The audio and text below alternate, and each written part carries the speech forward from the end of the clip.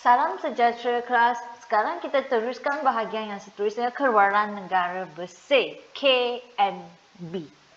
Keluaran negara bersih adalah nilai barang akhir dan perkhidmatan yang dihasilkan dalam dan luar negara oleh faktor pengeluaran milik warga negara bagi tempoh masa tertentu setelah ditolak susuk nilai. Setelah ditolak susuk nilai. Kalau anda perasan, yang definisi dekat depan ini, dia adalah sama seperti KNK. Okay, dia adalah seperti KNK. Nampak? Nilai barang akhir dan perkhidmatan yang dihasilkan dalam dan luar negara oleh faktor pengeluaran milik luar negara bagi tempoh masa tertentu sebelum ditolak susuk nilai. KNB pula adalah setelah ditolak susuk nilai. Itu adalah perbezaan dia. Jadi elemen yang membezakan KNB dengan KNK adalah susuk nilai. Jadi elemen yang membezakan KNB dan KNK adalah susuk nilai. Okay. So seterusnya kita tengok harga pasaran. Apa itu harga pasaran? Iaitu harga yang dibayar oleh pengguna di pasaran. Okay. Iaitu harga yang dibayar oleh pengguna di pasaran. Contohnya KNKHP. Misal ambil KNKHP. Iaitu, nampak depannya nilai barang akhir dan perkhidmatan yang dihasilkan dalam dan luar negara oleh faktor milik warga negara mengikut harga yang dibayar oleh pengguna di pasaran bagi tempoh masa tertentu. Nampak, depan dia pun adalah definisi KNK. Hanya kita akan beritahu ikut harga yang dibayar oleh pengguna di pasaran. Okey, anda kena faham satu benda adalah harga pasaran ini adalah ambil kira cukai tak langsung. Bermaksud dalam harga pasaran ia meliputi cukai tak langsung. Mungkin anda akan tanya, Misal boleh tak saya ada KDNK harga pasaran? Boleh. Bermaksud depannya definisi nilai barang akhir dan perkhidmatan yang dihasilkan dalam sesebuah negara oleh faktor pengeluaran milik warga negara atau bukan warga negara mengikut harga yang dibayar oleh pengguna di pasaran. Okey? So seterusnya kita cuba tengok cost faktor. Apa itu cost faktor? Iaitu hitung ikut cost faktor, bermaksud cost pengeluaran. Contohnya KNKKF bermaksud depannya adalah definisi KNK. Nilai barang akhir dan perkhidmatan yang dihasilkan dalam dan luar negara oleh faktor pengeluaran milik warga negara mengikut cost faktor yang digunakan dalam pengeluaran bagi tempoh masa tertentu. Dalam cost faktor ini, dia telah mempunyai elemen ataupun mengandungi subsidi. Okay. Mungkin anda akan tanya, Misal, ada tak dia mempunyai KDNKKF? Of course, ada. Hanya definisi depan dia adalah KDNK. Belakang tanpa mengikut cost faktor. Ingat, cost faktor mempunyai elemen subsidi. Harga pasaran mempunyai elemen cukai tak langsung. So, perbezaan antara harga pasaran dengan kos faktor adalah elemen cukai tak langsung dan juga subsidi. Okay, so sekarang let's say sekarang misal ada data KNKKF. Okay, saya ada data KNKKF, kos faktor. Saya nak cari KNK harga pasaran. Saya fahamkan harga pasaran ada cukai tak langsung? Tak. Ada cukai tak langsung. So, saya akan tambah cukai tak langsung. Sebab KNKHP, harga pasaran mempunyai elemen cukai tak langsung. Saya fahamkan KNKKF ada subsidi. Tapi, harga pasaran tak ada elemen subsidi. Jadi, saya terpaksa tolak keluar subsidi.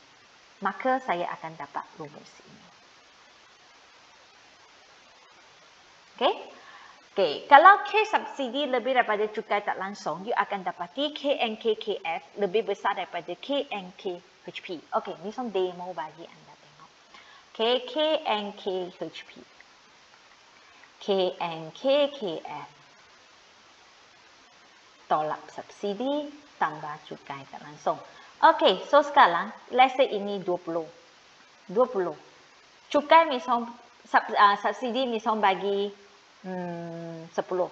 Okey? Cukai tak langsung 5. So, tambah 5. Apa yang you dapati? 20 tolak 10. 10 tambah is 15. You akan dapati KNKKF lebih besar daripada HP. Bila benda ini akan berlaku? Bila subsidi punya nilai lebih besar daripada cukai tak langsung. So dengan erti lain, kalau cukai tak langsung lebih daripada subsidi, maka dia akan ujuk KNKHP lebih daripada KNKKF.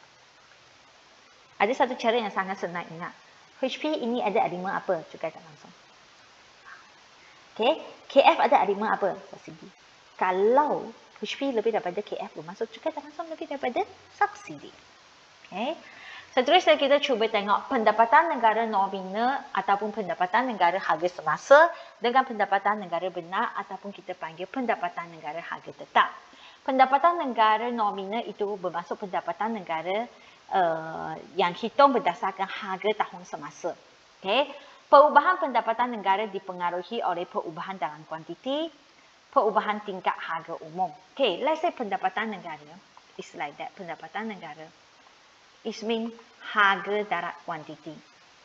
Sebab nilai kan, nilai pendapatan negara kan. Okay, harga darab kuantiti. Let's say ini tahun 2019. Harga 10. So, kuantiti yang kita jual adalah 10. So, total kita dapat 100. Okay? So, nilai pendapatan negara bagi tahun 2020. Okay, 2020. Kita pun faham harga darab kuantiti. Okay, dia ikut harga tahun semasa. Bermaksud mungkin harga dah naik RM1.11. Kuantiti harga naik dia mungkin jadi kepada 9. Sebab harga tinggi mah 99. Okay, nampak tak? So, nilai perubahan pendapatan. Nilai perubahan pendapatan ini 100 ke 99 mungkin disebabkan oleh perubahan dalam kuantiti, pada masa yang sama mungkin disebabkan oleh perubahan tingkat harga umum. Either one ataupun both together itu boleh berlaku. Bermaksud dia dipengaruhi oleh perubahan dalam kuantiti dan juga perubahan dalam tingkat harga umum. Okay. Kita cuba tengok pendapatan negara benar harga tetap. Iaitu pendapatan negara hitung berdasarkan harga tahun asas. Mungkin kita akan menyesal apa itu harga tahun asas. Okey, harga tahun asas itu normally adalah satu tahun di mana tidak berlaku inflasi ataupun deflasi. Dengan erti lain, harga pada tahun itu adalah sangat stabil. Okey, bermaksud ekonomi pada tahun itu adalah sangat stabil. Bermaksud harga dia tak ada mengalami naik ataupun turun yang mendadak. Okey. Dalam pendapatan negara benar ini, perubahan nilai pendapatan negara hanya diubah berdasarkan kuantiti sahaja. Ini kerana, misalnya bagi tengok ni contoh.